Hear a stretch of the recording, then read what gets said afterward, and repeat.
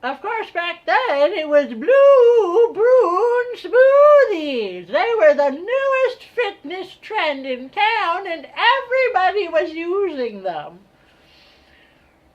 Mind you, it turned out later that they were cancer-inducing, but we didn't find that out until long after they had stopped using cigarettes as the main ingredient, which back then you found in a lot of sandwiches to replace the ham that you couldn't get, because there was a strange plague on the pigs back then. See, it all happened when Kennedy first got into office.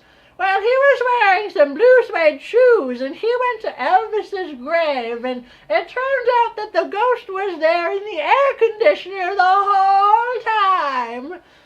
No one had any clue, but they painted it over with whiteout, and next thing you knew it was books as far as the eye could see. The plants were all covered in sparkly red birds, and there was paintings on every wall of swooshes and pink bowls and orange bowls. The last time I went to the Orange Bowl was in 1953. Back then, we took a Studebaker down, you know. Of course, President Studebaker was in office at the time. It was a confusing time, it was.